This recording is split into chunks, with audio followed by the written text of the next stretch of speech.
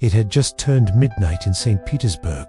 Outside, the frozen streets were deserted, but inside a royal palace in the heart of the city, something dark was unfolding.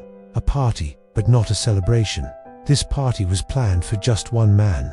The guest of honor was on his way, completely unaware that the cakes and wine waiting for him downstairs were poisoned. The guest was Grigory Rasputin, the mystic healer whose hold over Russia's royal family had made him the most hated man in the empire. That night, a group of noblemen decided they'd had enough. They were going to kill him and make sure his body vanished forever. Who was Rasputin? To understand why 5 men risked everything to murder him, you have to understand Rasputin's rise. A story so bizarre it sounds like legend. Born in a tiny Siberian village, Rasputin was an illiterate peasant who worked the land, got married, and raised children like any other farmer. But at 28, everything changed. He claimed he had a holy vision, left his family behind, and began wandering Russia as a self-styled holy man. He gathered followers as he traveled from village to village. People whispered that Rasputin could heal the sick just by praying over them. His fame spread fast, and by 1905, it reached the Romanovs, the imperial family of Russia. The empress, desperate to save her hemophiliac son Alexei, invited Rasputin to the palace. Doctors had failed, but Rasputin's prayers seemed to calm the boy's bleeding. The empress saw it as a miracle, and from that moment, she trusted Rasputin more than anyone. It didn't take long for Rasputin to become a permanent figure at court. He advised the royal family on everything, from religion to politics. Many saw him as a living saint, but behind his mystical aura, Rasputin lived wildly. He drank heavily, bragged about his power, and had countless affairs with followers and prostitutes. He shocked polite society, and the secret police took notice. By 1915, the police had Rasputin under constant surveillance. They recorded his late-night escapades, leaving brothels at dawn, bringing prostitutes home, throwing drunken parties that lasted till sunrise. Yet despite the scandal, the empress defended him fiercely. To her, Rasputin was a holy man sent by God to protect her family, and she wouldn't hear a word against him. Public hatred boils over. The deeper Russia fell into chaos during World War I. The more people blamed Rasputin. Newspapers, risking censorship fines, ran stories about how the mystic manipulated the Tsarina, appointed ministers, and even made military decisions. Rumors claimed that Tsar and Tsarina were nothing more than puppets. By late 1916, Russia was at a breaking point, and so was its patience for Rasputin. In November, at the Russian parliament, politician Vladimir Purishkevich stood up and thundered what everyone else had been whispering. Rasputin had to go. Among the audience was Prince Felix Yusupov, a flamboyant aristocrat and one of Russia's wealthiest men.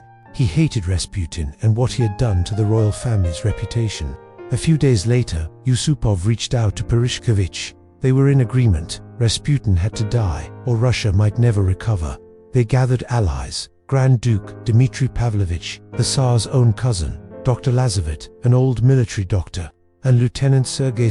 On a cold night, they met secretly on Purishkevich's private train to craft the plan.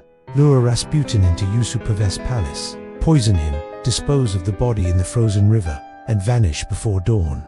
The trap is set. Yusupov had an idea to bait Rasputin. He faked an illness and asked Rasputin for healing. They met many times in December. Rasputin, proud of his power, enjoyed every moment. He constantly asked to meet Yusupov's young wife, Irina. Yusupov would never allow it, but he pretended he would. He told Rasputin that Irina would be hosting a private gathering just for him. On December 29th, Rasputin agreed instantly. On the night of the assassination, the conspirators gathered at Yusupov's palace. In the basement, they decorated a lavish dining room and laid out pink cakes and sweet wine. Dr. Lazaret carefully grated cyanide into the cakes and poured poison into the wine glasses. Upstairs, a gramophone played music to fake the sound of a party happening above. Around midnight, Yusupov and Dr. L drove to fetch Rasputin. They picked him up around 12:15 a.m. Rasputin, dressed in his finest, stepped into the palace expecting fine wine, good company, and a young princess. The poison doesn't work. Yusupov led Rasputin downstairs, while the other men waited anxiously above. Minutes passed, then half an hour, but Rasputin wasn't eating the cakes. He was too busy talking. Finally, he lifted a wine glass. The conspirators upstairs heard corks popping and clinking glasses. They waited for the poison to do its work, but Rasputin kept talking and talking. Another glass of wine, another hour gone, still alive, still cheerful. Yusupov crept upstairs, panicked, to tell the others that nothing was happening. It was as if the poison had no effect. Finally, desperate, Yusupov grabbed a pistol and returned to the basement. He found Rasputin still sitting at the table. Yusupov lifted the gun and fired. Rasputin slumped to the floor. The conspirators rushed down and found him barely breathing.